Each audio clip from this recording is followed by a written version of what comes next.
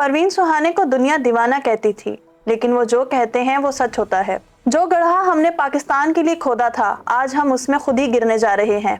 भारतीय दिफाई तज्जियाकार शीतल सिंह ने मोदी को आड़े हाथों ले लिया। परवीन सुहाने एक मर्तबा फिर छा गया भारतीय मीडिया में कोहराम। आप लगातार इस चैनल पर ईरान जंग से जुड़ी हुई तमाम अपडेट्स देख रहे हैं। हम ये भी देखने की कोशिश कर रहे हैं कि इसका हमारे खित्ते पर, यानी जो हमारी रीजनल लोकेशन है, उस पर क्या असर पड़ेगा। इसमें लगातार हम देख रहे हैं कि पाकिस्तान अगर राजनयिक तौर पे देखा जाए, डिप्लोमेटिकली, तो शायद उसका ऐतिहासिक दौर चल रहा है जहाँ पूरे तरीके से विश्व शांति का केंद्र बन गया है पाकिस्तान। एक ऐसा देश जिसको हम पूरी दुनिया में आतंकवाद के मुद्दे पर साइड लाइन करना चाहते थे, हाशिए पर फेंकना चाहते थे। हमने बड़ी मेहनत की इसको लेकर। ये पूरा वाकया, इसको 1 साल गुजर चुका है पहलगाम से शुरू होकर, और फिर ऑपरेशन सिंदूर, और उसके बाद अब ये लम्हा आया है। इसी बीच नरेंद्र मोदी जी, जिसने, मैं कहूँगी, जिनके दौर में ही एक ऐतिहासिक गलती, अगर वो मानेंगे कभी, तो ये हुई कि वो इजराइल चले गए। तो अब इस पूरे मामले पर अगर वाकई पाकिस्तान ये सुलह करा पाता है, ये सीज फायर हो पाती है, तो उसका जो पूरी दुनिया में है स्टेटस वो क्या होगा। और भारत, जो उससे कई गुना, 5-6 गुना बड़ा देश है, बड़ी इकोनॉमी है, तो क्या इस बदलते हुए वर्ल्ड ऑर्डर में जो ईरान जंग की वजह से जिस तरह से डिफाइन हो रहा है पूरी दुनिया की जो तरतीब है, उसमें अपनी जगह हम कहाँ देखते हैं? क्या पाकिस्तान के बरक्स हमें अपनी जगह देखनी चाहिए या बाकी पूरी दुनिया के बरक्स देखनी चाहिए? तो ये बताइए शीतल जी कि इस पूरी ईरान जंग पे मैं आपको लेकर आती हूँ। पिछले 50-60 दिनों में जो भी कुछ हुआ, इसका जो भी एक आखिर में रिजल्ट, तो देखिए युद्ध कितना भी लंबा हो, वो आखिर में तो शांति पे ही खत्म होता है।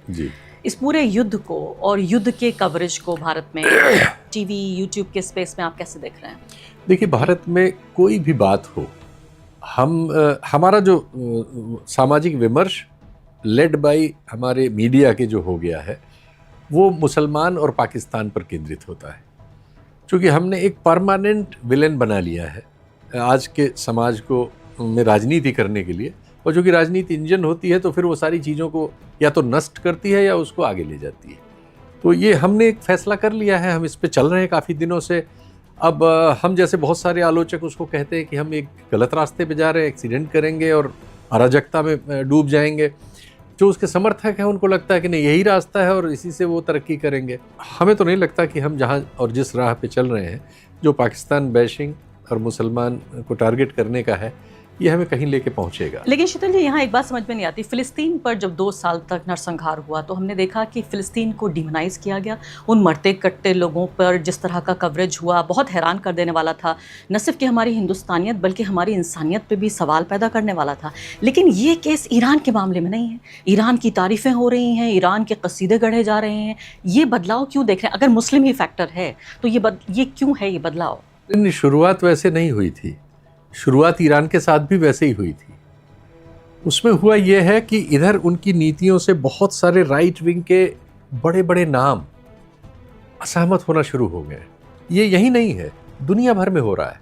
हंगरी में देखिए परिवर्तन हुआ, और अमेरिका में ट्रंप के मामले में उनके प्रशासन के बहुत सारे लोग, उनके समाज के बहुत सारे लोग, या मीडिया में बहुत अच्छे चेहरे हैं, सब एक तरफा उनकी फॉली को उंगली मतलब बता रहे हैं, उंगली रख के कि ये गलत है। हमारे यहाँ ये काम भी हमारे यहाँ भी शुरू हुआ है। आप जनरल बख्शी को आजकल देखें, आप उनको देखें, क्या ना, वो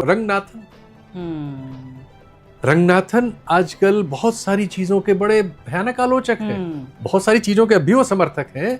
लेकिन जैसे नोटबंदी है, नोटबंदी पे अभी मुझे किसी ने वीडियो भेजा, मैं आपके यहाँ आते समय देख रहा था कार, मैं उसको 3 बार मैंने देखा कि कहीं इसमें AI वगैरह तो नहीं है। जो आर्थिक असफलताएं हैं, अब वो इतनी बड़ी हो रही हैं कि आप उनको छुपा नहीं सकते। पहले तो आपने आंकड़ों में बाजीगरी की, झूठ बोला, मीडिया से झूठ बुलवाया और बहुत सारी चीजें की। लेकिन अब वो इतने बड़े आंकड़े होते जा रहे हैं कि आप उसे अब ढक नहीं सकते। अब वो एकदम फट रहे हैं। ये ठीक है, आप उसमें कभी लेकिन क्या इसमें ईरान में खासकर, क्या ये भी एक वजह है कि हमारे यहाँ भारत में कितना भी दक्षिण पंथ हो, मुस्लिम नफरत हो, प्रो गवर्नमेंट प्रोपेगेंडा हो, लेकिन एक एंटी इंपीरियलिज्म जो स्ट्रीक है, कहीं ना कहीं साम्राज्यवाद के खिलाफ भावना, क्योंकि कई सौ साल हमने उस साम्राज्यवाद को सहा है। क्या ईरान के मामले में कि एक अंडरडॉग जब इतनी बड़ी पावर की पिटाई कर रहा है, उसके ऊपर बमबारी कर रहा है और वाकई देखते देखते एक तरह से हार रहा है अमेरिका, तो क्या हम खुश हो रहे हैं और थोड़ी देर के लिए मुस्लिम नफरत भूल रहे हैं? एक सच से वो चीज़ बदली है। मैं इसको बहुत ढंग से मॉनिटर करता हूँ, सीरियसली इस पर टाइम देके करता हूँ।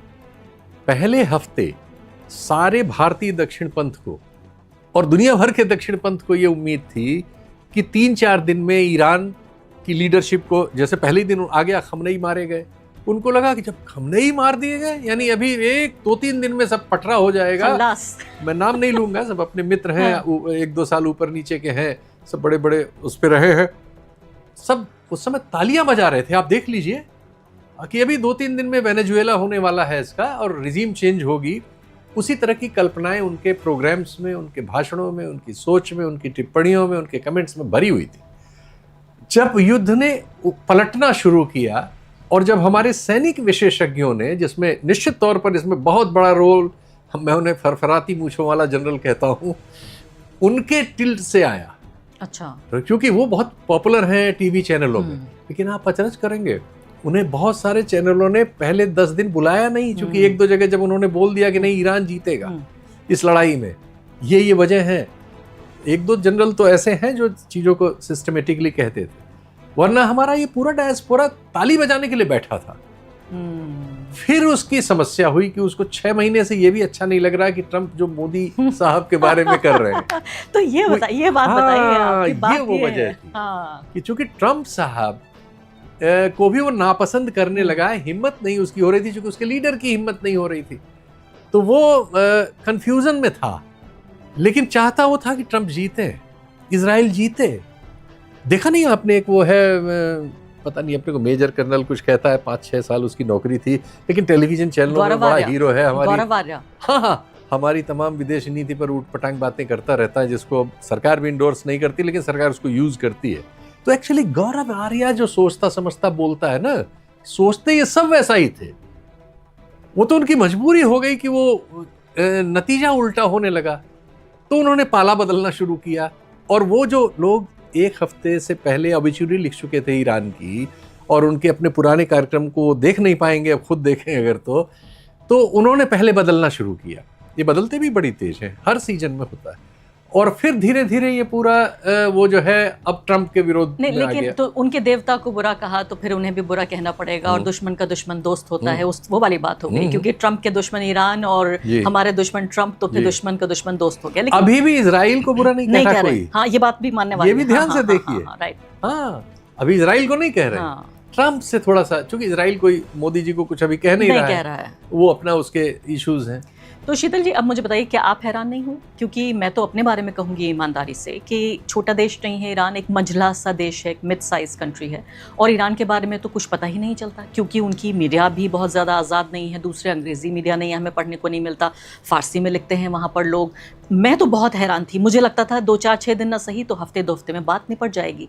2 महीने तक दुनिया की सुपर पावर के सामने ये मुल्क खड़ा हुआ है, और साथ साथ आप देखिए सब पे निशाना साध रहा है, पूरे गल्फ कंट्रीज़ में से एक पे निशाना साध रहा है।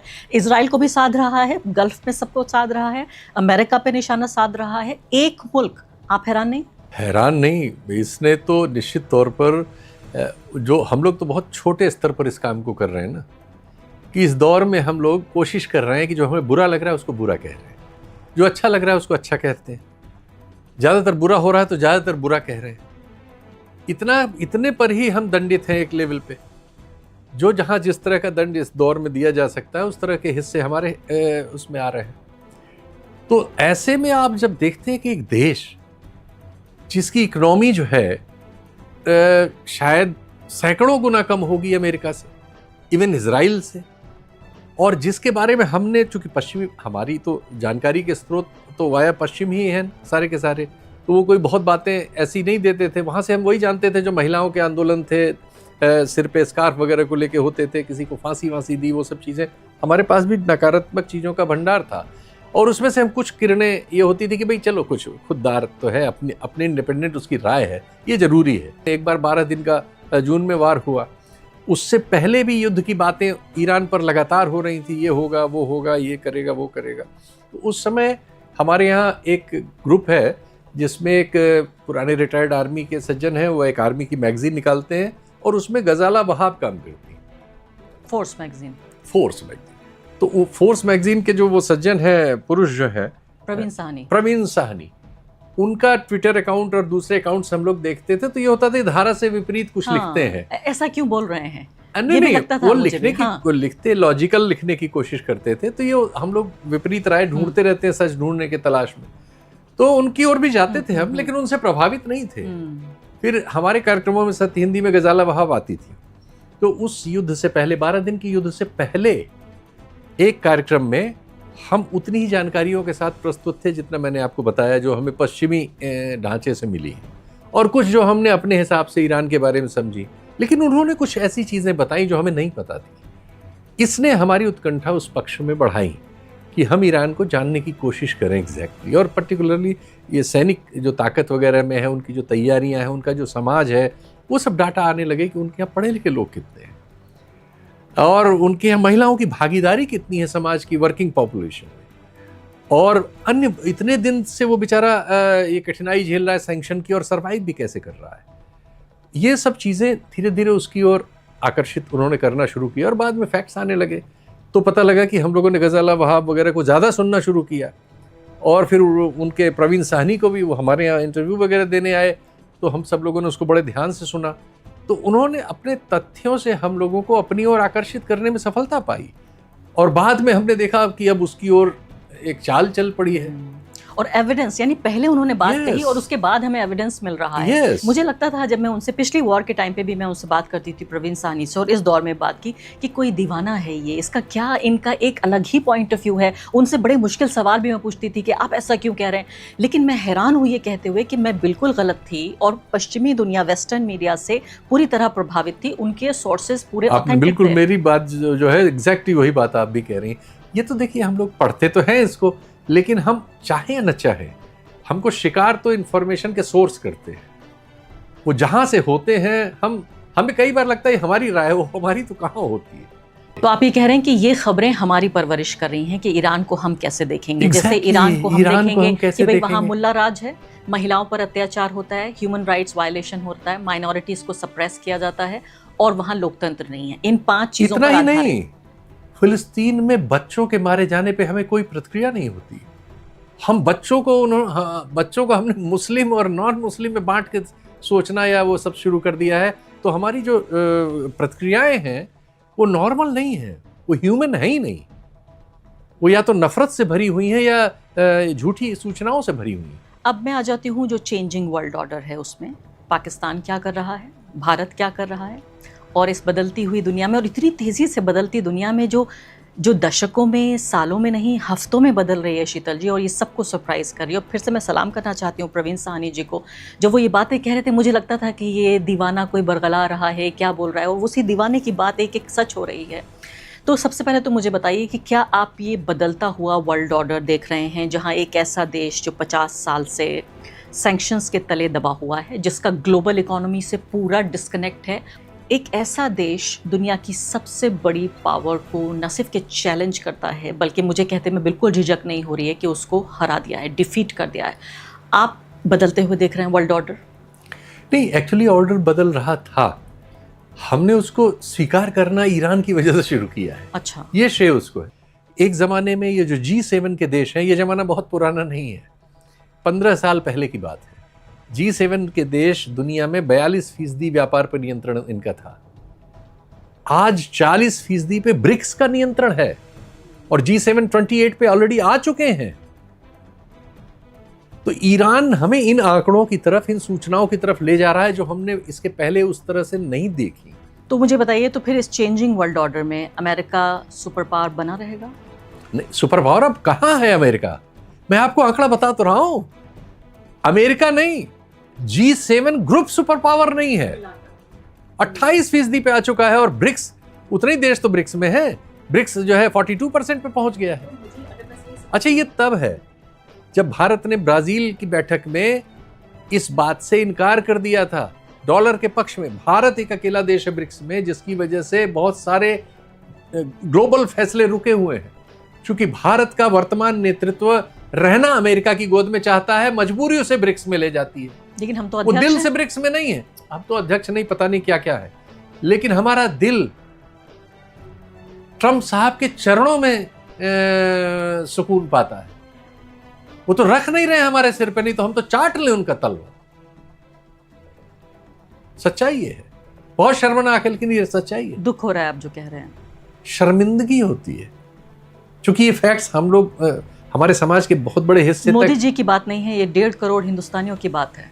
हाँ, 1.5 अरब 150 करोड़, 1.5 अरब हिंदुस्तानियों की 150 बात करोड़ हिंदुस्तानियों की बात है, जिसमें से अधिकांश को ये सच पता नहीं है। क्योंकि हमारी डिग्निटी मिली हुई है इसमें, सिर्फ एक नेता की बात नहीं है। जब हमने इस पूरे दौरान ये भी तो हुआ ना, जो राइट विंग के सारे लोग जो वो हैं कि आप इतना बड़ा कांड किया उन्होंने एक देश पर, एक सार्वभौम देश पर। पहले उन्होंने वेनेजुएला के साथ किया, वो गलत था। वो कहने वाले स्वर सारी दुनिया में हम समझ सकते हैं कि बहुत सारे देश बहुत कमज़ोर हैं। हमारे यहाँ का 27-28 देश तो ऐसे हैं जिनमें सरकार नाम की चीज़ पूरी तरह से सरकार भी नहीं है। लेकिन इसके बाद 130-35 देश दुनिया में हैं, 40 देश हैं जिनमें थोड़ा बहुत ढांचा है, सरकारें हैं, कायदा कानून है, और वो एक चाल पे चलते हैं। उनमें से अधिकांश आश्रित हैं, और उनको इसीलिए अमेरिका वगैरह अपने पसंद में बुला लेते हैं और कहलवा लेते हैं यूएन में। लेकिन फिर भी 50 देश ऐसे हैं जो अपनी बात अपने मन की राय से कह सकते हैं दुनिया में, और स्क्वीज कर ले तो 30 देश तो कम से कम ऐसे हैं। भारत दुनिया की सबसे बड़ी आबादी का देश है जी। तो ये उम्मीद की जाती है कि हम कम से कम 30 में तो होंगे। इस दौरान हमने अपने को उन 30 की जगह 120 के नीचे डाल दिया है। तो आप बिल्कुल मानने से इनकार कर रहे हैं कि हम विश्वगुरु नहीं हैं? अरे हम क्या करेंगे, मुरली मनोहर जोशी जी के मान रहे हैं, मेरी क्या औकात है। मार्गदर्शक मंडल ने कहा है ये। तो फिर हमें जेल नहीं भेजा जाएगा ये कहने के लिए कि भारत विश्वगुरु नहीं है? जेल तो आपको किसी भी बात पे भेजा जा सकता है, उससे बचने की कोशिश न करिए। वो संभव नहीं, ना आपके लिए, ना हमारे लिए, ना हमारे जैसों। आपने कहा कि भाई नरेंद्र मोदी ऐसा लगता है कि बिल्कुल इस फिराक में है कि किसी तरह से तलवे चाटना। हालांकि ये अच्छा नहीं लग रहा है इस भाषा का इस्तेमाल होना, लेकिन हटा दीजिएगा आप एडिट। लेकिन जो ये मेरे मन से निकल गया, इसको हटा दीजिए। मैं कह रही हूँ कि आसमान अगर काला है तो उसे काला कहना पड़ेगा, अगर काले बादल इसमें। मतलब हम ये तो कह ही सकते हैं कम से कम कि भारत ये पूरी कोशिश कर रहा है अपने अतीत के रिश्तों को भी दांव पे लगा के, अपनी अर्थव्यवस्था को भी एक हद तक रिस्क में डाल के, अपनी आबादी को भी रिस्क में डाल के, कि उसके रिश्ते अमेरिका से बहुत अच्छे हो जाएं। अब ये बताइए, पाकिस्तान मैंने कहा कि विश्व शांति का केंद्र बन गया है।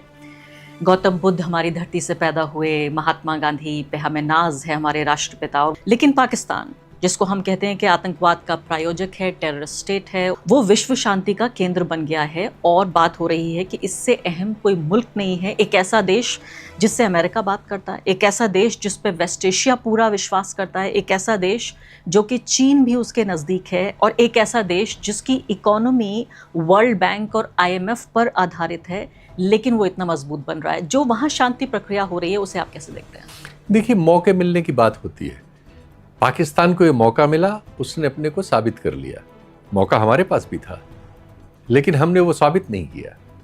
जब ब्रिक्स में हम गए, ये दुनिया, बदलती दुनिया को देखने समझने का मौका था।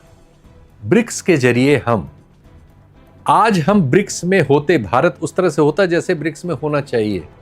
और आज अगर ब्राजील के समय हमने वो जो पैरेलल करेंसी की बात हो रही थी डॉलर के अगेंस्ट, वो फैसला होने दिया होता, अगर एक पलड़े पर आज भी रूस, चीन और भारत खड़े हो जाएं, इस तरह के मामलों में, आर्थिक मामलों में एक विचार कर लें, सामरिक मामलों में एक विचार कर लें, कल ये लोग ईरान की जंग को रोक सकते हैं।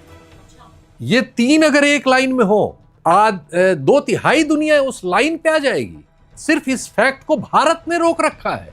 ये मैं बहुत जिम्मेदारी से कह रहा हूं, ये चीज सिर्फ और सिर्फ भारत ने रोक रखी है, और मैंने नहीं।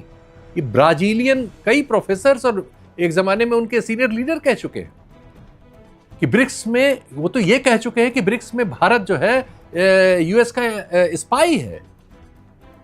यस, हमारी ये इमेज है। आप सोचिए जरा, कि चीन, भारत और रूस इसको ये फैसला मतलब, और इनके साथ जो सारे हैं वो तो छोड़ ही दीजिए, सामरिक तौर पर सोचिए। और इससे क्या, पाकिस्तान तो ऑलरेडी चीन का सारा इन्वेस्टमेंट है पाकिस्तान में। चीन से बड़ा आज ईरान में चीन से बड़ा लीवरेज कोई है? पाकिस्तान को ईरान को राजी करने में चीन के पास जाना पड़ा। उसने कहा गारंटीज हमें चीन से चाहिए, तो पाकिस्तानी चीन गए। बातचीत कहीं भी हो सकती है, इस्लामाबाद अरे में हो, बात कहीं तो पर ठीक भी है, हो। पाकिस्तान उस चीज को यूज कर रहा है, करना चाहिए, उसको मौका मिला है। आपको मालूम है कराची में पिछले 1 महीने में इतना बिजनेस हुआ है, पोर्ट का बिजनेस, जो उनका पूरे साल का होता है। पूरे साल में कराची में जितनी माल ढुलाई होती है, जितना माल उतरता है, भाई भारत से रिश्ता बचा नहीं है। गल्फ में सब जगह गोली चल रही है। ये जो चोरी वोरी का तेल वेल जाना कहीं हो सकता है, तो ग्वादर और कराची और एक और तीसरा, उनके पास 3 पोर्ट हैं उधर, तीनों बिजी हैं इस समय। तो पोर्ट पे बिजनेस हो रहा है, दूसरे अमेरिका से पैसा मिल रहा है, सऊदी अरब से मिल रहा है, कतर देना चाह रहा है, हथियार बेच रहा है। दुबई के अलावा, हाँ। दुबई चूंकि इजराइल वाले नेक्सस में आ गया था और इसीलिए हमारे साथ वो था, और जो पीटा जा रहा है इसकी वजह से और नुकसान में जाएगा, तो वैसे ही जैसे उसने ब्लाइंड खेला है वैसे ही ब्लाइंड हमने खेला। और मिलिट्री सर्विसेज बेच रहा है पूरी दुनिया को, वेस्ट एशिया को, क्योंकि अब अमेरिका के जो वहाँ पर यानी बेसिस थे पूरे वेस्ट एशिया में, जिससे वेस्ट एशिया फील करता था, कतर, सऊदी अरब, यूएई कि हम सेफ हैं, अब ये तो हटाए जाएंगे यहाँ से। ये मिलिट्री बेसिस पहले ही ख़त्म हो चुके हैं, तो फिर अब पाकिस्तान अपनी मिलिट्री सर्विसेज जैसे कोई प्रोडक्ट बेचता है, ऐसे अपने फौजी जहाज और चीज़ों को बेच रहा है। वो सऊदी अरब को ऑलमोस्ट फौज ही बेच रहा है, किराया दे रहा है, किराए पे फौज दे रहा है। इन सबको किराए पे फौज की जरूरत होगी, वो पाकिस्तान के पास है। तो हमारी कीमत पे हो रहा है ये? नहीं, हमारी कीमत नहीं, हमारी कोई कीमत कहाँ है, हमारी किस चीज़ की कीमत है? ये तो सब लोगों ने इस युद्ध में देख लिया ना, कि हमारे पास कोई लेवरेज नहीं। इस दुनिया को किसी भी चीज़ पर हम डिस्टर्ब नहीं कर सकते कि लोग हमारी तरफ आए। हम डिस्टर्ब हो गए हैं बुरी तरह से। वो हमारे रोज वीडियो भरे हुए हैं, देख लीजिए, हर जगह से मजदूर, मंडी से मजदूर निकल रहा है गाली देते हुए, सिर पीटते हुए, भूखे पेट, जिसकी कोई खबर हमारे खबर नवीसों को नहीं है, न करना चाहता है। एक और हमारा देश बंगाल में गुजरात से वोटर भेजने के लिए ट्रेन अरेंज कर रहा है, और दूसरी ओर मजदूर वहां उनके यहाँ खट के जो उनकी इकोनॉमी को बूम करता है, वो बेचारा खाने बिना, गैस के बिना लौटना चाह रहा है घर। तो उसके लिए 1-2 ट्रेन में हजारों लोग हैं, वहां लाठी चार्ज हो रहा है और डिब्बों में वो काकरोच की तरह भरे जा रहे हैं। जो सबसे बड़ा गुनाह था, क्या वो ये था कि 2 महीने पहले नरेंद्र मोदी जी जब इजराइल गए और इजराइल जाके उन्होंने कहा कि मैं आपके लिए 150 करोड़ लोगों का आशीर्वाद लाया हूँ, उनका सलाम लाया हूँ, आप तो फादरलैंड हैं, मैं मदरलैंड हूँ, और सबसे करीबी मैं दोस्त हूँ आपका इजराइल का। वहाँ पे फिर उनको बहुत बेहतरीन शानदार एक मेडल पहनाया गया, वो तमाम चीज़ें हुई, और कुछ घंटों बाद जंग शुरू हो गई। देखिए, दुनिया में कभी भी कोई नकारात्मकता से आगे नहीं बढ़ता, नफरत से भी नहीं बढ़ता, झूठ से भी नहीं बढ़ता। ये सब औजार हैं, लेकिन ये अगर आपकी बेसिक पॉलिसी इस पे आ जाए तो फिर संभव नहीं है। 2014 मई में हमारे साथ वही हुआ। हमें एक झूठ के बहुत बड़े प्रचार ने इस देश के जनमानस को मूर्ख बनाया कि अच्छे दिन आने वाले हैं। पुराने दिन बुरे थे, पुराने लोग बुरे थे, पुरानी लीडरशिप बुरी थी, पुरानी हर चीज़ बुरी थी, अच्छे हम हैं, हम अच्छे दिन लाएंगे। और ऐसा कह के लोग आ गए। फिर उन्होंने जो दुनिया के बारे में, अर्थव्यवस्था के बारे में, समाज व्यवस्था के बारे में, राजनीति के बारे में, इंस्टीट्यूशंस के बारे में जो उनके विचार थे, उन्होंने लागू करना शुरू किया, और फिर वो बुरी तरह से फेल होना शुरू हुआ। आज नोटबंदी पर उनकी आलोचना उन्हीं के गैंग के एक सबसे बड़े अंग्रेजी आइडियोलॉग रंगनाथन कर रहे हैं, हमें जरूरत ही नहीं। फिर उन्होंने कहा कि वो 100 साल से कहते आ रहे थे, या जब से भी कहते आ रहे हैं, कि 370 हटाते कश्मीर समस्या सॉल्व हो जाएगी। 12 साल उनको हो गए।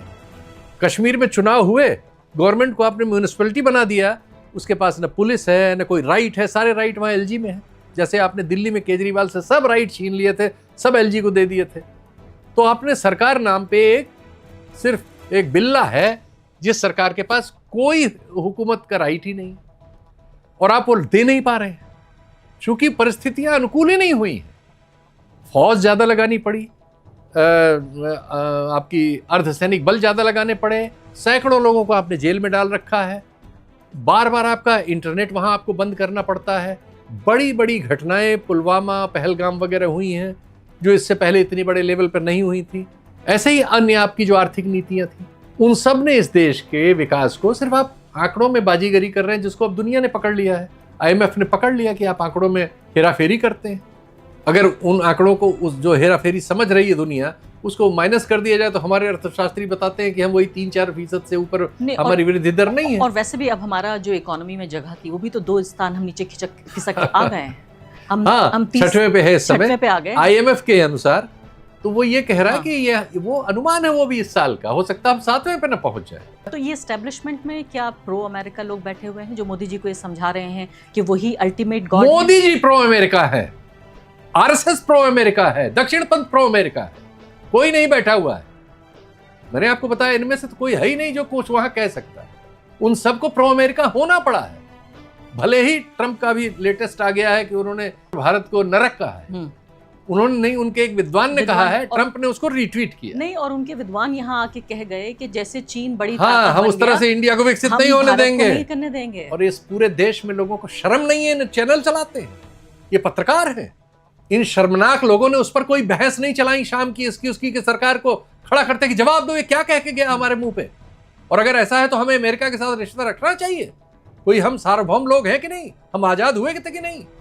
तो सच्चाई ये है कि जो आज़ादी इनके द्वारा नहीं, इस देश के बहुत ही बड़े लोगों के द्वारा अपनी जान दे के, तमाम तरह की कुर्बानियां दे के, अपने घर गिरवा के, अपनी नौकरियां खो के, अपना धन खो के, कठिनाइयों में डाल के, जेलों में रह के, लगातार आंदोलन चला के हमारे लोगों ने हासिल की थी। सच्चाई ये है कि हमने उसे एक हद तक सरेंडर कर रखा है। शीतल जी, अब आखिर में 2-3 सवाल आपसे पूछना चाहती हूँ। एक सवाल तो ये है कि पाकिस्तान से जुड़ा हुआ जो सवाल रह गया पूछने से, वो ये था कि आप कह रहे हैं हमारी कीमत पे नहीं हो रहा है पाकिस्तान के लिए। ये भी कल मैं एक इंटरव्यू देख रही थी कि भाई पाकिस्तान तो जो कह रहा है अमेरिका वो कर रहा है, या जो चीन कह रहा है वो कर रहा है, एक तरह का डिलीवरी कर रहा है। एक चीज़ ज़रा से कह दो इसमें, दुर्भाग्य से पाकिस्तान में भी और भारत में भी, दोनों जगह चूँकि हम एक ही लोग थे, घर का बंटवारा है, 47 से पहले हम एक देश थे, अंग्रेज़ों का बनाया हुआ देश था, हमारा बनाया हुआ नहीं था, लेकिन था, एक ही देश था। जैसे सहोदरों में झगड़े होते हैं ना जायदाद के, और एक दूसरे के लिए कत्ल करते घूमते हैं, हमारा मामला ये है। और दुर्भाग्य से उनके यहाँ भी और हमारे यहाँ भी हम लोग एक दूसरे के सेंट्रिक हैं, चूंकि हैं तो हम एक ही मिट्टी के, एक ही तरह के, एक ही उसके, वो अरबी बनना चाहते हैं जो वो है नहीं। उनके यहाँ बहुत सारे लोग इस तरह की बात करते हैं जो करनी चाहिए। हमारे यहाँ इस समय ये वक्त नहीं कि हम बात कर सकें। हम पाकिस्तान पे अगर कोई बात करेंगे तो हमें देशद्रोही पता नहीं क्या लाद दिया जाएगा। अभी हमारे यहाँ, उनके यहाँ जो वक्त गुजर चुका है, हमने उस वक्त पे कदम रख दिए। वो गुजर के बर्बाद होके कोशिश कर रहे हैं कि उस बर्बादी से वापस निकले, नहीं, और वहाँ बड़ा और अच्छा, हम बर्बाद होने के रास्ते पे चल रहे हैं। वहाँ तो बड़ा कल्चरल चेंज आ रहा है। लोग अपने कल्चरल में कहूँगी मीम्स बना रहे हैं, रील्स बना रहे हैं कि देखिए अब पाकिस्तानी पासपोर्ट की इतनी अहमियत हो गई। मतलब एक तरह से जो एक नुकसान उनके इमेज का पूरी दुनिया में था, कहीं ना कहीं वो इस लम्हे का इस्तेमाल करके उसे इम्प्रूव करना पता लग गया कि उनकी गलती क्या थी। बिल्कुल, हमारे साथ ये है कि हम उसको शूरवीरता समझ रहे हैं। लेकिन मैं ये कह रही हूँ कि हम जो उनको अलग थलग करना चाहते थे, और भारत और पाकिस्तान का रिश्ता, ये ग्लोबल साउथ में भी जब आप ये कह रहे हैं कि पूरा पावर सेंटर शिफ्ट हो रहा है, ऐसे में अगर भारत और पाकिस्तान के बीच यही तनाव चलता रहा, यही अलग थलग करने की कोशिश भाई, दुनिया का दूसरा सबसे बड़ा पावर हाउस जो आने वाले 10 सालों में नंबर 1 होने वाला है, उसका नाम है चीन। यहीं से हमारा और उनका पता लग जाता है। चीन से जो पाकिस्तान के रिश्ते हैं और चीन से जो भारत के रिश्ते हैं, जो दुनिया का, भारत का सबसे बड़ा व्यापार धरती पर चीन से है, लेकिन चीन का सबसे मजबूत रिश्ता एशिया में पाकिस्तान से है। जब हमारे पास इसका जवाब नहीं है, हमारी राजनीति के पास, हमारे विदेश नीति के पास, हमारी अर्थनीति के पास, तो हमारे पास किसी चीज़ का जवाब नहीं हो सकता, क्योंकि हम नफरत से भरे हुए हैं। और नफरत भरे दिमागों में उसमें होशियारी नहीं पैदा हो सकती। शीतल जी, बिल्कुल आखिरी सवाल कि नेता हमारे जो कर रहे हैं, मोदी जी और हमारे विदेश मंत्री जो कर रहे हैं, और पूरा जो ब्यूरोक्रेसी मिलके जो भी कुछ हमारा बना रहे हैं, इसकी कीमत क्या होगी अगले 5 साल या 10 साल में? एक कोई नक्शा बनाइए जो हमारे दर्शकों को ये पता चले कि हम इस लम्हे को देख नहीं पा रहे हैं। अंग्रेजी में कहते हैं रीडिंग द रूम। हम रूम रीड नहीं कर पा रहे हैं, तो ऐसे में इसकी कीमत किसको भुगतनी पड़ेगी और क्या कीमत होगी? कीमत तो हिंदुस्तान के लोगों को ही हर चीज की भुगतनी पड़ेगी। कीमत तो और कोई दूसरा नहीं आएगा, कोई दूसरे देश का नागरिक और अंतरिक्ष से कोई नहीं आने वाला इसकी कीमत चुकाने के लिए। वो तो हम ही आप चुकाएंगे, हमारे बच्चे चुकाएंगे। ऐसे बहुत सारे काम थे जो हमें इस वजह से मिल गए कि हमारा जो बोलने का तरीका है वो उनकी समझ में ज़्यादा जल्दी आता है गोरों की। तो गोरों के लिए सॉफ्टवेयर जो हमारा पूरी दुकान लगी, जिसने हमें 20-30 साल खींचा है। आज अपना इकोनॉमी देखिए, सर्विसेज अकेला है जिसमें हम आगे बढ़े। वो सर्विस क्या है? यही सर्विस है इसी एरिया में। चूंकि हमें एक भौगोलिक फायदा मिल गया, गुलाम थे, गुलामी का एक फायदा मिल गया, 5-6% अंग्रेजी एजुकेटेड लोग मिल गए। इन्होंने क्या किया है? अरे गुजरात में करीब 30 साल से बीजेपी है, एक यूनिवर्सिटी है इनकी बनाई हुई, जिसकी वजह से 200 लोग भी कहीं जाते हो, वहां एक ही यूनिवर्सिटी है, वहां नकली आईएएस हो जाता है, नकली दूतावास खोल लेते हैं, हर तरह की नकली खान पान की चीजें बनाने का, नकली दुनिया भर की ठगी करने का, आर्थिक घोटालों के सारे बड़े अपराधियों के 70-80% एक ही जगह से निकलते हैं। ये थी नाजरीन आज की अहम खबर। अगर आप मजीद बाखबर रहना चाहते हैं तो हमारे चैनल को सब्सक्राइब करें। वॉइस ऑफ नेशन की वीडियोस देखने के लिए हमारा चैनल सब्सक्राइब कीजिए और बेल के आइकॉन पर क्लिक कीजिए ताकि आप हमारी तमाम आने वाली वीडियो से बाखबर रह सकें।